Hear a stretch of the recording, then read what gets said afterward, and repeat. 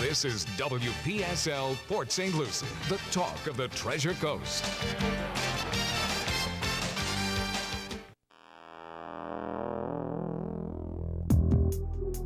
Have you ever walked into a room and felt like something or someone was there with you?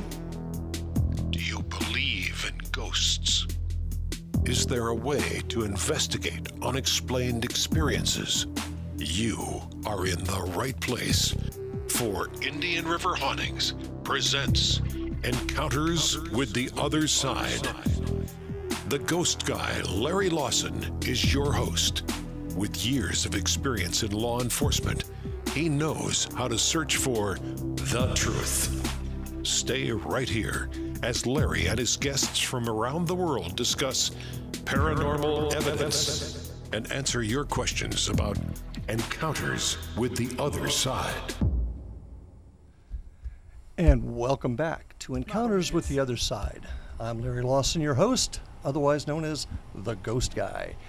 And I appreciate everybody being here today. Cliff, good to see you. Yeah, the Ghost Guy, the ghost host with the most. There we go. But I think it's important to mention, though, on this show we don't just discuss ghosts. We discuss anything within the realm of the paranormal. Which could include UFOs, or they're not calling them UFOs anymore, are they? They're calling them unidentified aerial phenomenon. Yeah, there we go. AFOs, that's right, yeah. Wow. But anything paranormal, anything's on the table here, Cliff. Anything's on the table. But I do want to thank everybody for being here today. I want to remind you this is a call-in show. We'd love to hear from you, your thoughts, your feelings, your impressions, and you can call us in at 772-340-1590. Well, the purpose of calling, of course, is if you've had a strange experience that's unexplainable, you've got somebody here, you've got folks here that might be able to help you understand what's going on. We might. I do want to mention real quick our sponsors, our good friends at Paradolia Brewery up on Cleveland Street in Sebastian. Probably one of the best places to go for an evening out, family-friendly, dog-friendly, and some of the best beer in the area.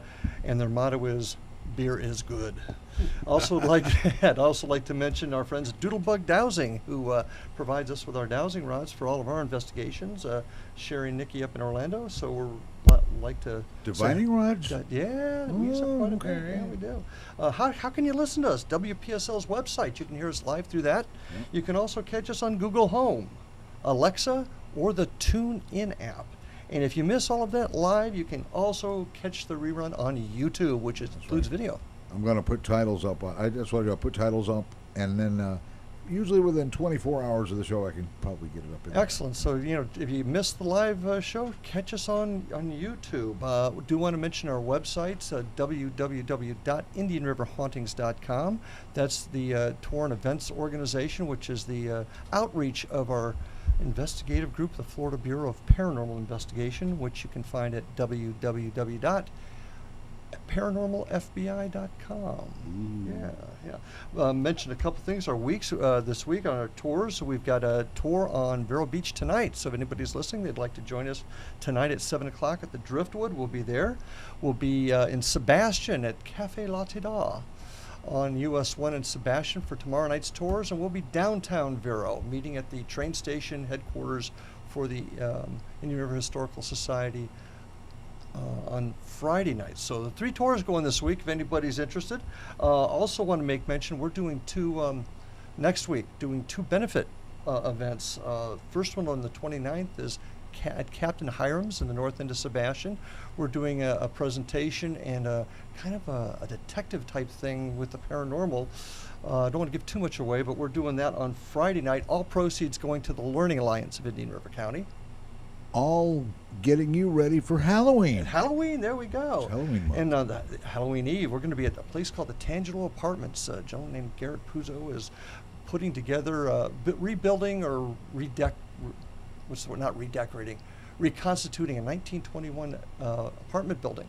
Ooh. And we're going to be doing an event there in conjunction with him, and all proceeds will be going to the Indian River County Historical Society. So we're very, very excited about that. And Cliff, I've been selected to be a celebrity chef.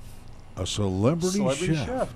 Chef. On November 1st, I've been asked to be part of a benefit for some of the Cub Scout and Boy Scout packs in Indian River County, and we'll be at the Fujiyama restaurant on State Road 60 doing this benefit for the Boy Scouts. Wow. So I'm going to be actually flipping eggs and, Japanese type of. Wow. So, how's that? Well, it's going to be fun to watch. Yes, especially as I destroy the eggs all over the place. I was going to say, you got to be careful. Don't break the yolk. Well, today I've got a couple of guests. I'm really, really excited to introduce them. We bring in a lot of folks from outside the area. In fact, the next couple of weeks we've got a guest coming from England next week. You guys are going to enjoy that in Canada. But I really want to talk about some of our local events and our local tours and our local paranormal activity right here in the area. And I've got two good friends of mine. They run a terrific tour out of Port Salerno, Pat and Tricia Mesmer. Pat has a passion for history and music, and when he's not busy writing books, and he and his wife have written about 4 or 5 books, guys? 5 books. He is working full time, but he also does some of the best tours in the area down in Port Salerno. His wife Tricia, she holds a master's degree in mental health counseling, is a Reiki master, and a practicing shaman, and an avid fan of the paranormal studies, and I dare say, the captain of the ship. Can I get away with that one, Pat? Mm-hmm. Okay. Definitely. Did you bring any sage? I didn't, but I can mail you some. Okay. But they both also operate Mesmerized Paranormal Investigations. So they do kind of what we do up in the Indian River. We have a paranormal investigative team, and then we have an outreach that shares our findings and our history with folks that are interested. So, Pat, Tricia, welcome to Encounters with the Other Side. Thanks for helping us. Thank you, Larry. I'm really excited to have you here. So, tell us how this whole thing started. You and the starting with I guess, what came first, the chicken or the egg, the tours or the paranormal investigative group? No, the paranormal came first. Mesmerized Paranormal has been in existence, I would say, about 14 years. 14 years, okay. And Patrick and I were having dinner at a local restaurant, getting crabby, and we were just talking, and the people that worked there said, well, wait a minute, he writes the books, and you're into the paranormal. Why don't you guys do your own ghost tour? And I said, So then I handed over to Patrick, and he started really researching the history of this little tiny town of Port Salerno. And we became more and more engrossed on some of the insanity and some of the noble history. And myself and 3 other people went out with our ghost equipment, and we started going to places that Pat found. Well, they thought we were a bit crazy at the time. How long ago was this? Oh, 12 years. 12 years ago, okay. 12 years ago. Yeah, 12 years. And we went out and we just started taking meters and things like that. And we found these really hot spots. And then other hot spots we found, we had to do the research on them, and then we found history on all of it. Now, when you say hot spots, Trish, what do you... Hotspot is when you have an EMF. Electromagnetic field detector, right? Yes. And you go somewhere where you believe has different energy, put it that way. And if one kind of goes off, or 2 go off, and then you get some lower temperatures, chances are you've got something paranormal going on. Okay. So that's what we began. And we also teach them what a false negative is. So when they get all excited and the meters all go off, and I say, okay, now look around this pole, and there's wires coming off on the pole with a false negative. So we always look for the logical, natural, or man-made explanation first. He is my master debunker. Okay, good. Okay. Excellent. So I got to ask you the question that I already know the answer to, but maybe our listeners don't. Is Port Salerno haunted? Actually, when we first started in this area, we got the idea to do the tours down there. I've always loved Port Salerno because it was not always the place where you would necessarily want to go. Like in the old days, it had kind of a rough reputation because there's fishing families down there. It's always been about fishing. There were 8 operating fish houses there for many years, and the fishing families down there are 4th and 5th generation, and they're clannish. So you didn't go down there to hang out because the smell of fish, for one thing, was overpowering. They'd bring hundreds of pounds of mackerel in every day. And the fishermen, like I say, they were a tight-knit group. So if you didn't belong there, you didn't go there, because a lot of those guys were some pretty rough characters. Well, let me ask you this, Pat, not to interrupt you, but give us a time frame. I mean, most of us know Port Salerno today. Most of us have heard it was a fishing village, much like Sebastian was up in the north end. But what era are you talking about? So it gives folks a kind of a... Probably, it's been a fishing village since the 20s. Okay. Pretty much since actually before that, before it was organized. When the railroad came through, Florida East Coast Railroad, it kind of changed everything, and it became more of a commercial fishing place to supply Henry Flagler's hotels with fish. And it's basically been like that ever since. Like I say, a lot of the families that came down, like the Ricos, have been there ever since the House of Refuge was started, because actually Earl Rico was one of the original keepers of the House of Refuge. So, and he had fish houses in Fort Pierce and in Salerno. So the fishing industry goes way back there. Okay. And as far as I'm concerned, the people that get their living from the sea, fishermen, are some of the most superstitious people on earth. I would agree with that.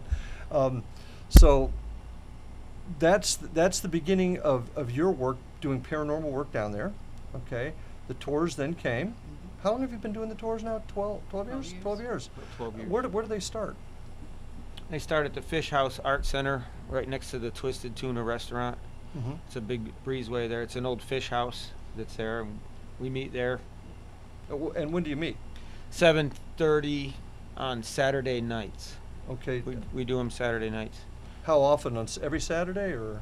In this time of year, it'd be every Saturday. It's Pretty the much. season, isn't it? Yes. And we encourage people to come early, because there's all craftsman shops throughout, and some of the stuff that they make is just gorgeous. There's Aries Portal, and there's Elizabeth's place, Gateway to Tibet.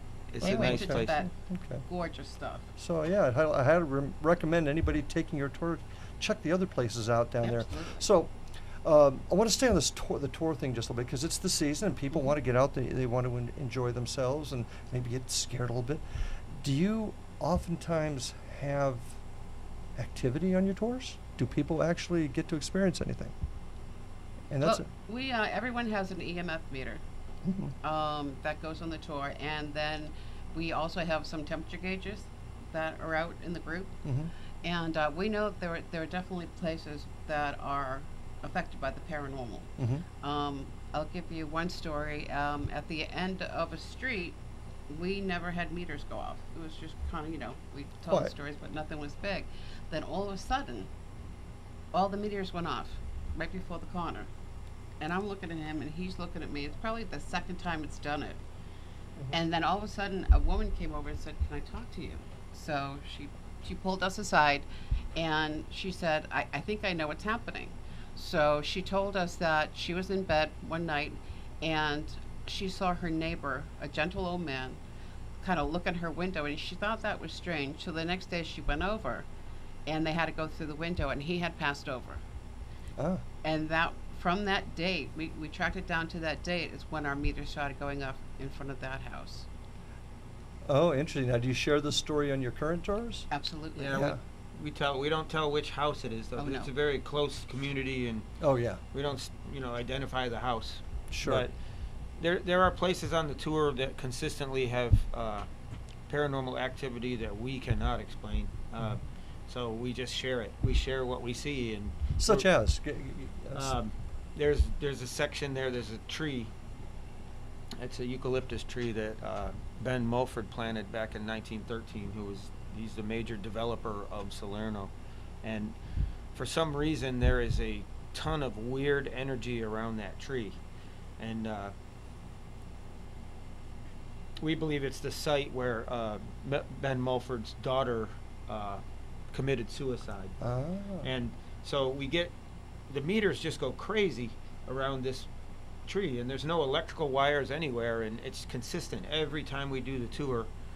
The meters go off, and we get some weird temperature readings in the tree, like when we shoot up, the laser thermometers, we get like 40 degrees, 30, like freezing temperatures than the top of this tree, and we just cannot explain, you know. Well, this is the second time you've referenced temperature gauges. Yes. Can you explain to our listeners why that's important to us in the paranormal research field? When an entity is gathering energy, Mm-hmm. it has to gather energy from somewhere. Right.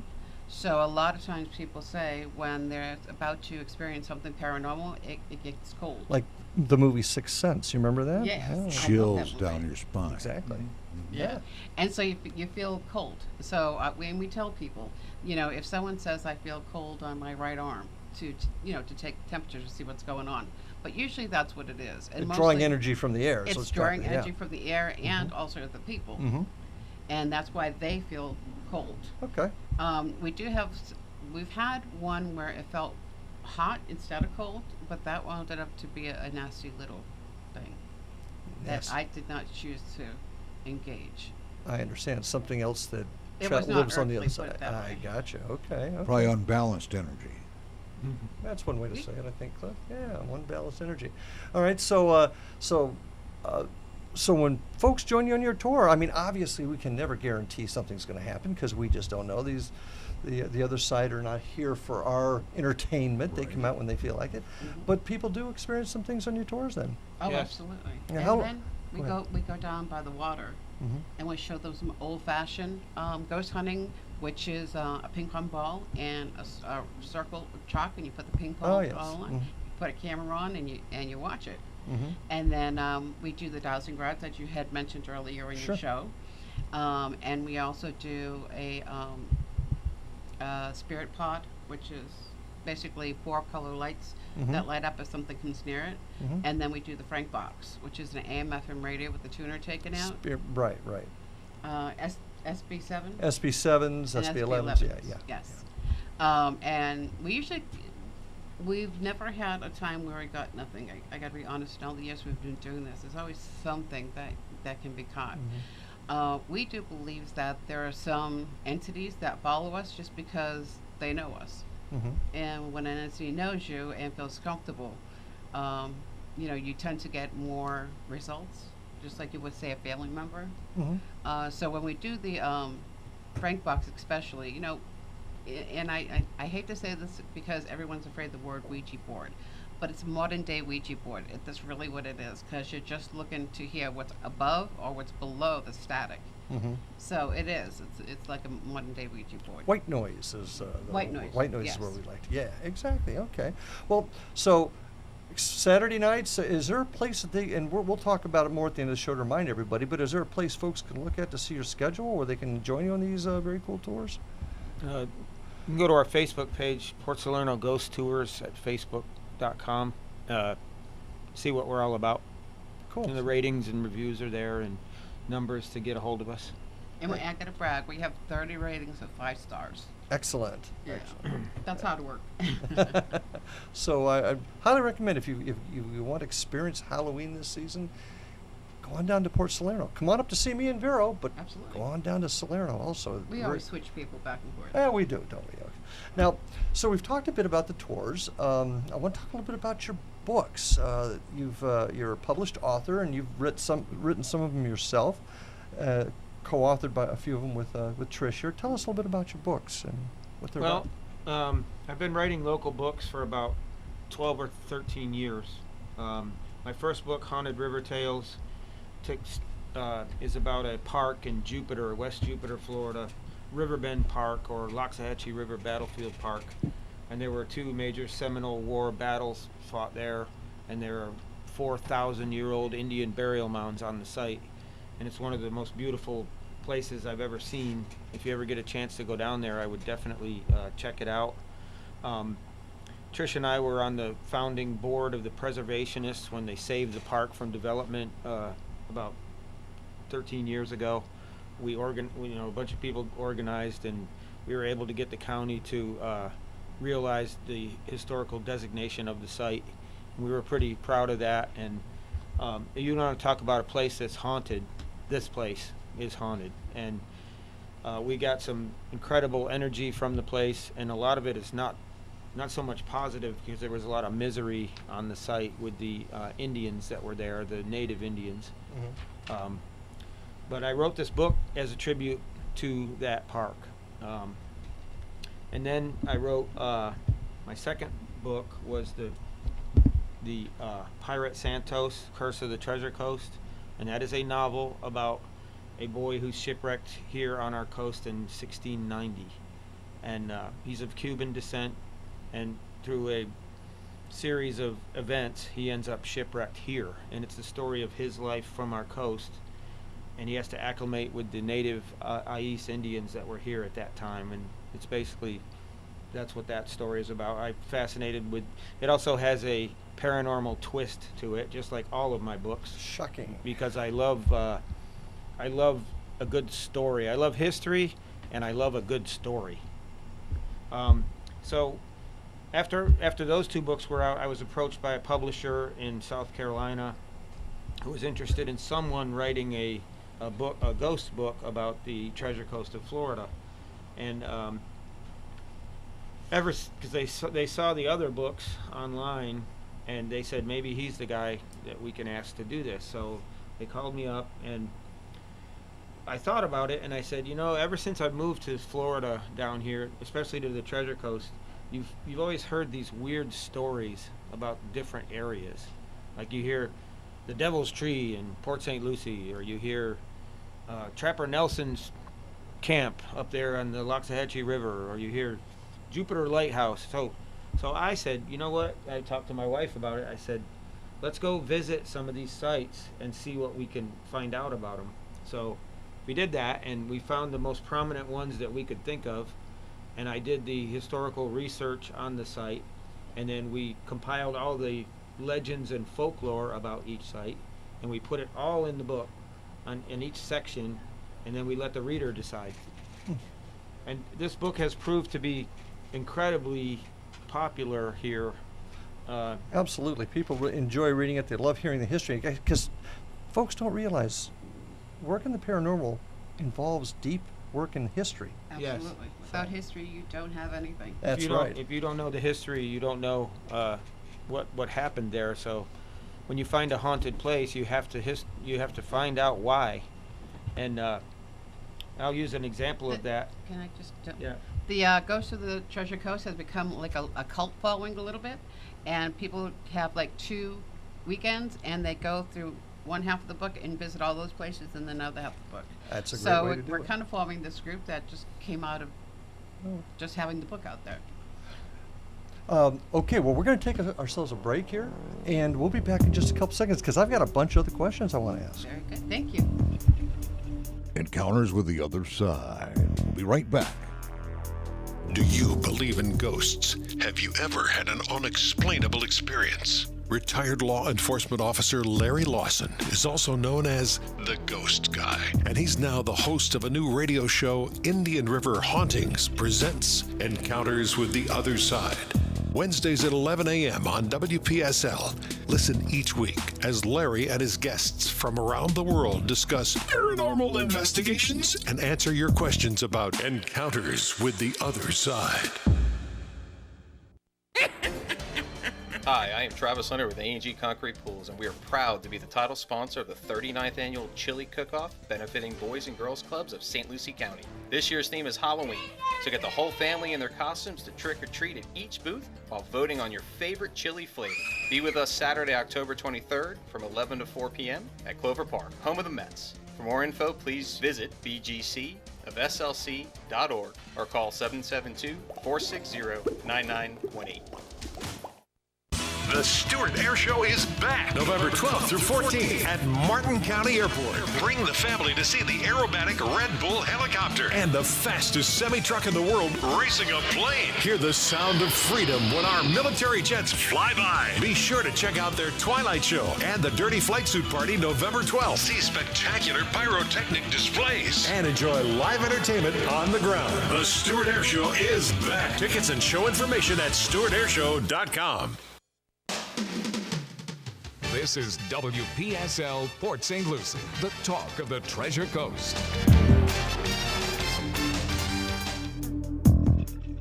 Welcome back.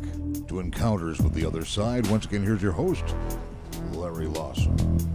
And welcome back after that short break. Just want to make a quick mention. Keep an eye out on WVWW TV30. There'll be some television programming coming out with my group, the Florida Bureau of Paranormal Investigation.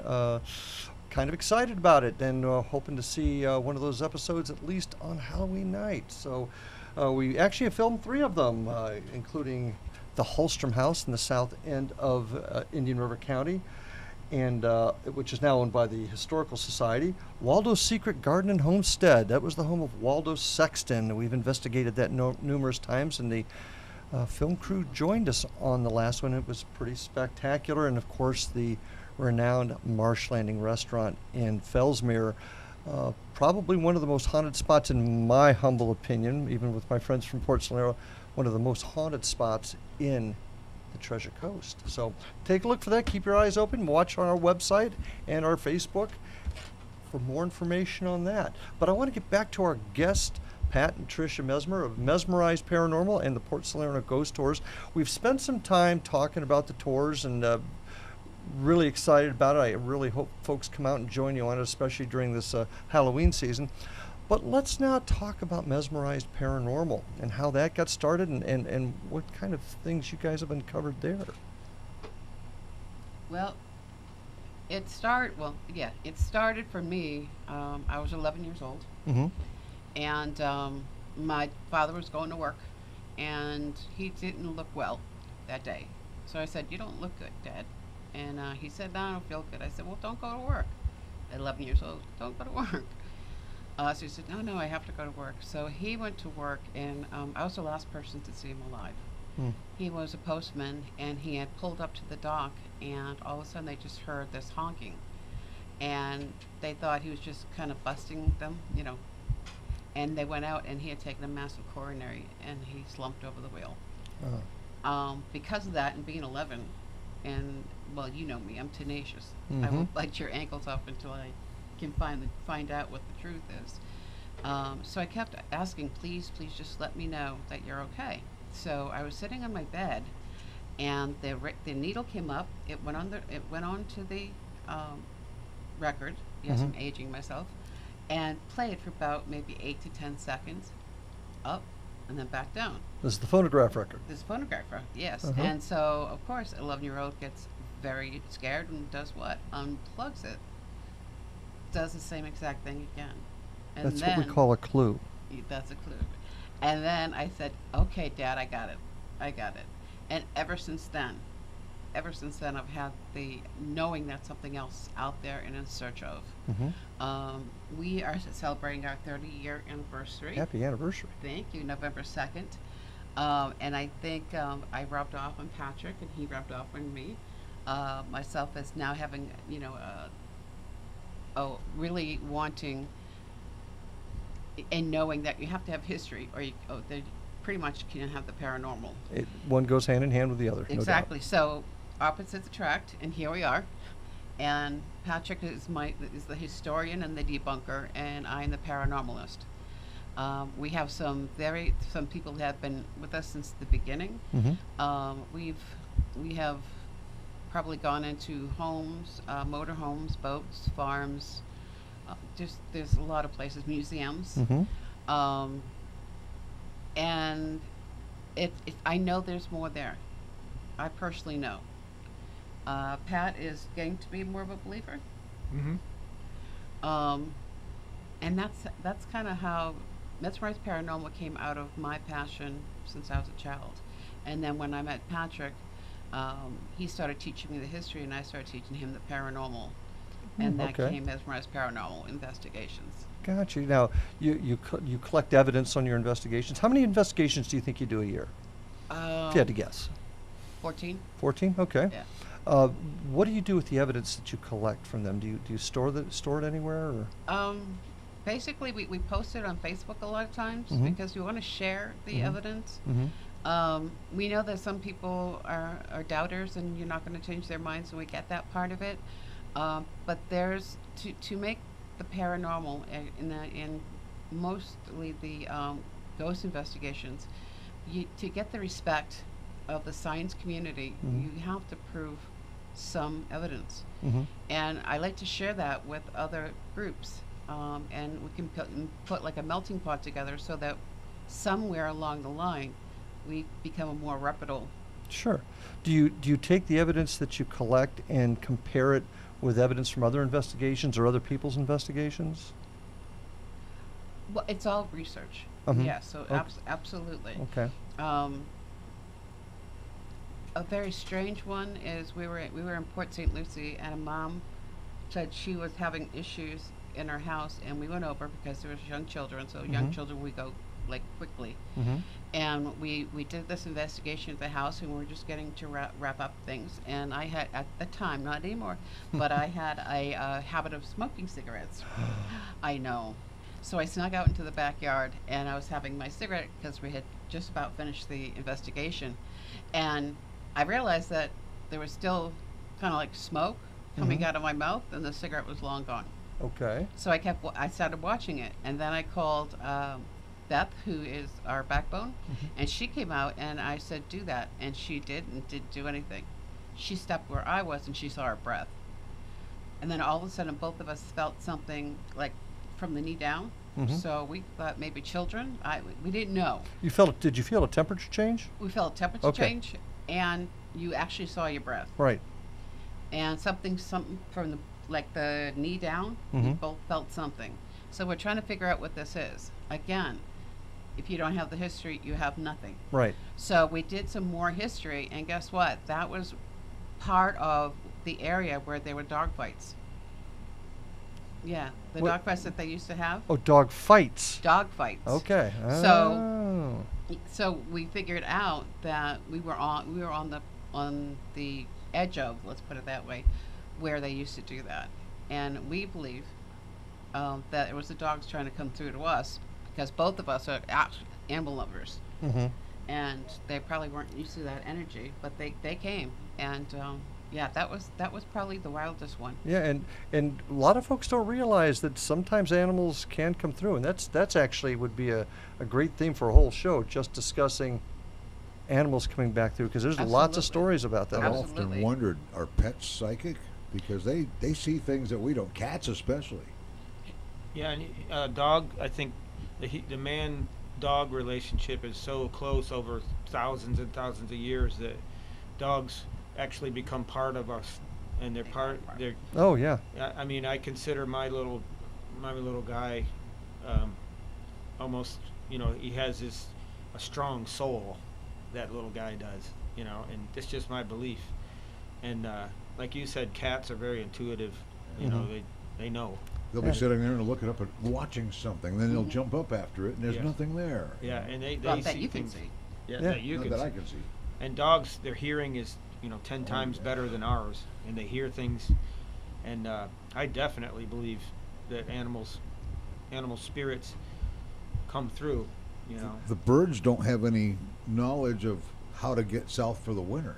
Yeah. That's an instinct. So basically, I think some psychic energy is basically instinct. There's so much we don't know. And I There's so thi- much. That's a secular word for it. Yeah, and I've got a great guest for that. We're gonna have to get him on the show today and do nothing but a show on animal spirits. I think that would be pretty cool. Yeah. So, Yeah. so that you say that was your craziest event. Yeah, that was the first time we had animal spirits come through in a way where there was trauma. Mm-hmm. So, whether it been active or residual, I don't know, but I know that what I experienced that night. Oh, you've used the term active or intelligent haunts versus residual haunts. Mhm. Can you give me your definition of those two items? Sure. A residual haunt is something that has impacted a piece of ground or The energy sort of energy just kind of yeah. like soaks into whether it Yep. be the house, the ground, whatever, but it has to be an event, and it has to be a powerful event. It doesn't always have to be a negative event. It just has to be powerful, because energy cannot be created nor destroyed. So when there's a lot of energy given out in one spot, you begin to see something that looks like a recorder that just records Sure, over a and loop. over, a loop, exactly. And then you have an active haunt, which interacts with you. The Or Frank indeed. box, Right. per se. lighting up lights. The old we get you 2 flashlights and just Sure. unscrew them Sure. just until Mhm. they're ready to pop, I guess. And we've used that many times. I normally refer to that as an intelligent haunt because they're able to actually interact with you. But the same thing. That's another show. Write that down. We need to do a show on equipment. Just I have a bag right here full of yeah, that's going to be a whole show in and of itself eventually. So we'll maybe get you back for that one too. Have you ever encountered in your investigations anything that's frightened you? I mean, just absolutely made your blood run cold and make you want to leave? I have, at the House of Refuge, Gilbert's Bar House of Refuge in Stuart. Mm-hmm. We did investigations there, and we encountered in the boathouse, which is not part of the house. It was actually built a little bit later, but we encountered a female entity on our meters, and the level of anger that this spirit had scared me, like how angry she was, and it definitely caused me to hang back a little bit, because we believe that it's possibly, why would a woman be there in the boathouse like that? And for many years there were sailors there and Navy guys, so we were thinking possibly she may have been a woman of the evening, or maybe a survivor from one of the local shipwrecks. We don't really know, but we did get her name. Her name was Andrea, and boy was she angry. What did she do? She on our meters, like some of the people on the tour had the apps or the meters that actually brought words up, like random words that would come up. An ovulus, I think, is one word for it. Yeah. Greg has an ovulus that he brings. So, she would say things like hatred and just dark things, like everything that we got from her. She was vulgar. Yes. And she was vulgar, like things you can't say. Like right now. swear words. This is a family show. Yeah, and swear words, and she was definitely. We asked many times, definitely a female entity. So, that night. That particular night, we got a couple of different negative, dark spirits that night. So it was kind of a chilling night, But anything physical? Not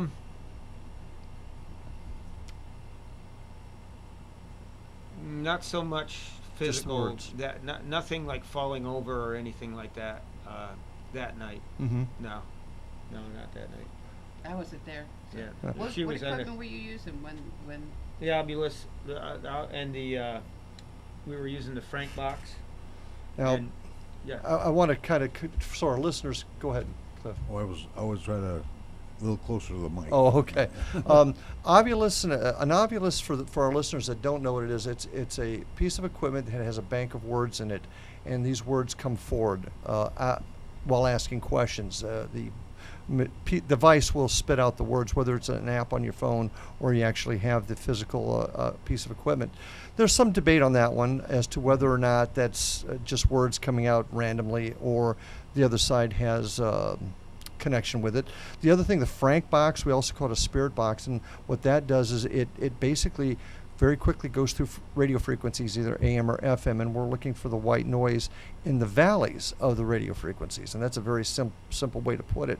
And the way I like to explain that to folks that I'm talking to is frequency and vibration is a huge part of this whole communication thing. And frequency and vibration is something that humans don't always hear, and I like to use the example of a dog whistle. You blow a dog whistle, dogs can hear it, but we can't, because the frequency and vibration is different. Now, a little quick primer there for folks out there in case they're wondering what a Frank box is and stuff, but it's stuff that we commonly use. Patrick, one of the things I wanted to bring up, folks don't understand, and I know you do a lot of work at the House of Refuge. A lot of folks don't understand what the houses of refuge were and why they were situated up along our coast back in the day.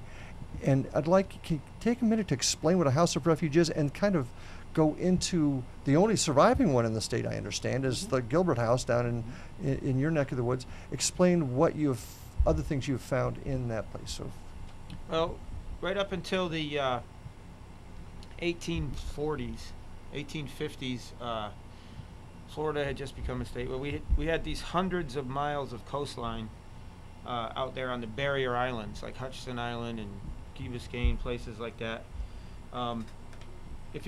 We have the Gulf Stream, which runs up north, a natural current in the water, so it's been used for shipping for hundreds of years, windborne shipping, because of the natural current of the Gulf Stream. And it's very close to the Florida coast. They used to call it the Bahama Channel back in the old days. And as you all know, we get hurricanes. We're in Hurricane Alley, and and if you've ever seen the area where the House of Refuge is, there's exposed rocks along the beach, like Blowing Rocks, and a little bit further north is the Bathtub Reef, and it's Anastasia rock that's exposed. So you can just imagine during a hurricane, if you've got windborne ships that are very close to shore and following the Gulf Stream, that are driven into the rocks, so you'd end up with shipwrecks. So we have hundreds and hundreds of shipwrecks. So if you were shipwrecked on the beach at that time on one of the barrier islands, you were in big trouble, because there were no bridges or causeways going over to the mainland, and there was just low scrub, no fresh water, no roads, wild animals. There were black bears that were very aggressive. They love sea turtle eggs, so they would raid the turtle nests. We had panthers. And you had bad guys. You had pirates, or they called them beachcombers, that would prey on people. And you had wreckers and all kinds of stuff going on there. So the U.S. government actually got the money to fund these, quote, houses of refuge, which would be placed about every 30 to 40 miles up the beach as a place for shipwreck victims to go. They weren't like full rescue stations like you would see on the Great Lakes with a fully manned crew of 20 men waiting. It would be a guy and his wife and maybe a kid or two, and he would be on a rocking chair, and one of his jobs was, after a shipwreck or after a storm, he would have to patrol the beach and look for shipwreck victims, where they would be brought back to the house for very rudimentary medical care, and keep them there, give them something to eat for about 2 weeks, a change of clothes, before they could ship them north by boat, or after 1895 by Henry Flagler's East Coast Railroad. So there were originally 12 houses of refuge, and then you hear 11 and you hear 12, but actually in Indian River, where the Fort Pierce Inlet is, they had to they tore one down and they rechanneled the inlet a little bit, so they had to rebuild one. So there were actually 12 of them. But the good news for us is that we still have Gilbert's Bar House of Refuge, which is the last remaining one, the oldest building in Martin County, 140 years old. All the other houses of refuge happen to be in a great place for development. So, they put a hotel there. But thank God. Isn't Gilbert's? That's not the original spot that it was neither, if I remember correctly. Well, it actually got moved. They moved it back away from the shoreline about 30 feet because it was too close to the rocks. Oh, I see. Okay. But that's where they put. It was moved at one time. But if you're standing at Gilbert's Bar and you look south, I believe that there was an inlet there at one time, right near there, because they found a shell midden there, a little ways down from the house, a 4,000-year-old shell midden. And they also, after Hurricane Francis, they found bones, so that they determined that where the House of Refuge sits was also a Native American settlement for the Ais Indians. That there was up to 2 million people there when the Spaniards landed, and our history, we've been here for maybe 500 years. That's how old St. Augustine is, the oldest city. They were here for 9,000 years. Yeah. Okay? And they believed there were spirits and demons everywhere that ruled their lives. They were deeply spiritual people. And that energy is there in that place, and I feel it every time I go there. It's my absolute favorite place on earth to go, because I look at that place and I think, well, the native Indians, you know, they were on the mainland, and here they probably thought it was a cool place too, just like we do. They came out here and hung out because in that little strip of land, and they found burial mounds a little ways down. And you do events there, don't you? Yeah, we do. We do investigations at the House of Refuge. And how would folks find it? Is it open to are those open to the public? Absolutely. How would they find out about that? Your Facebook? Facebook page, and the Martin County Historical Society would advertise. They advertise that on their website when we do that. Matter of fact, our Halloween, we usually do it at the House of Refuge, but because they're painting, Right. and they're scaffolding, they didn't think it was safe, nor did we. So this Halloween on the 30th, we're doing an investigation at the Elliott. The Elliott Museum. And it is sold out. Mm-hmm. It's the first time they're letting paranormal investigators in. Mm-hmm. So we're very excited. Yeah, the Elliott Museum's got quite a reputation for being haunted. If you had to rate the two, number one, number two, between Gilbert's and Elliott's. I think it's different Yeah, because okay. in the House of Refuge, you know, you're dealing with almost a family feel to it. Mm-hmm. Where when you go to the Elliott, it's probably items. Attachments. To okay. items that we're finding. There's just one piece I'll let out. There's a box from the Civil War, and it's full of all the tools they used to do amputations. Uh-huh.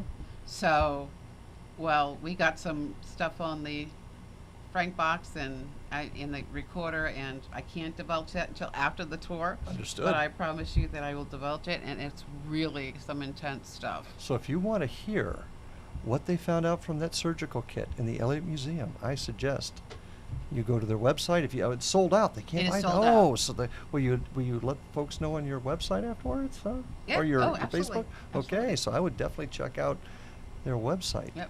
Here's a couple weeks. I mean, maybe a week. You know, after we do it, and then we'll post it up. Fair enough. I actually prefer the House of Refuge myself. Oh, do you?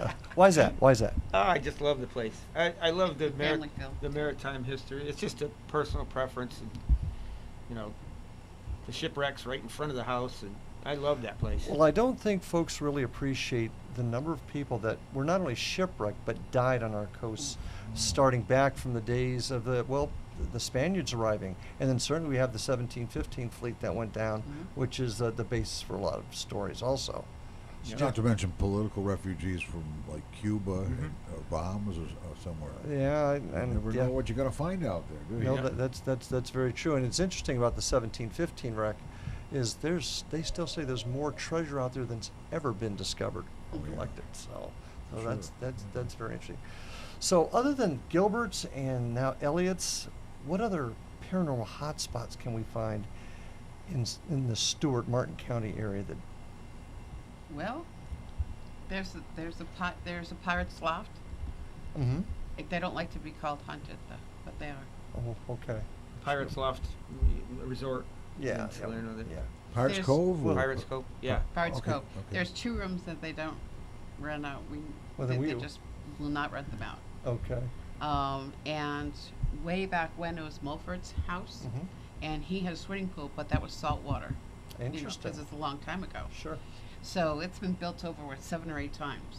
You know, that structure, and in one of the incarnations, they drained the pool, and they put a dance floor on top of the pool, and they put extra stuff in the bar underneath there. Ah.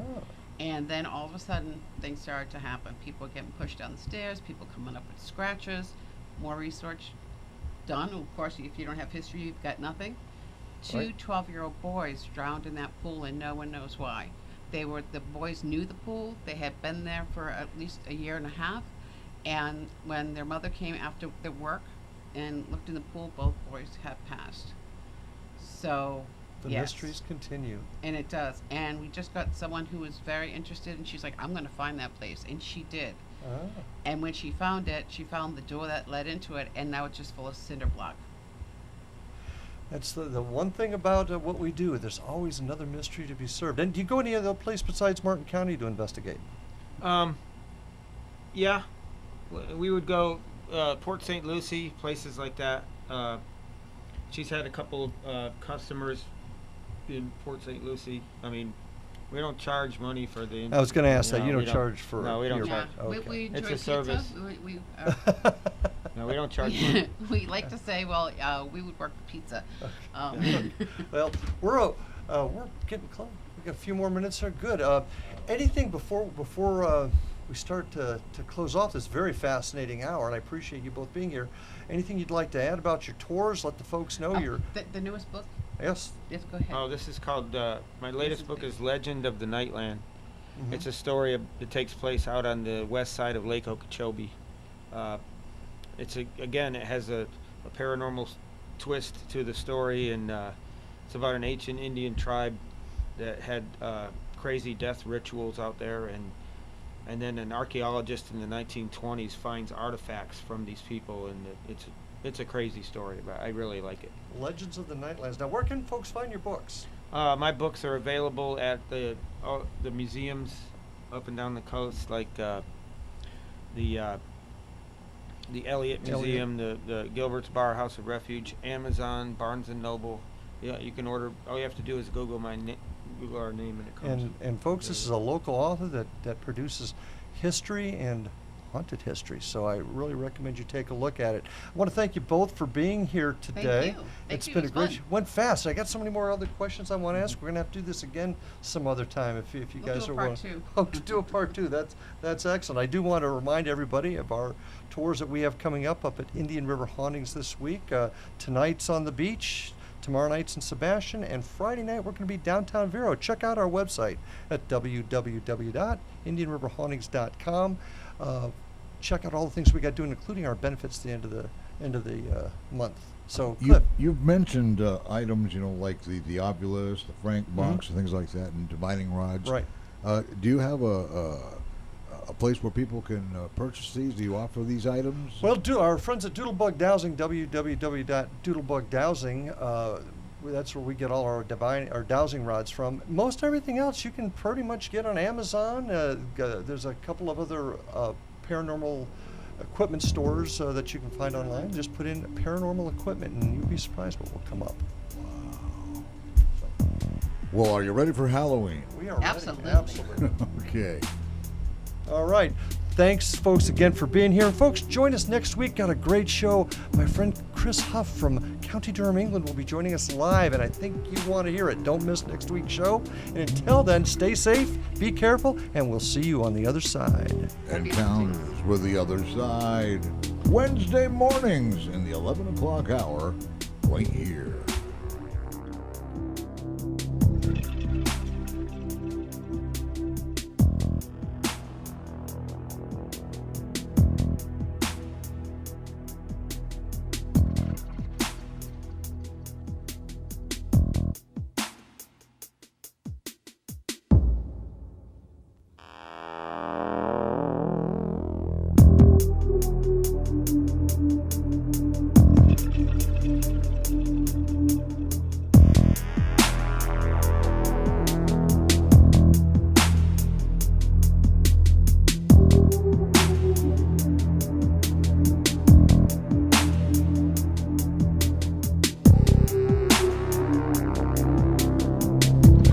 Thank you for joining us for Indian River Hauntings presents Encounters with the Other Side. If you'd like to join Larry for a ghost tour or one of his events, check the Indian River Hauntings website for Treasure Coast locations, and be sure to follow on Facebook, Instagram, and YouTube. Until next time.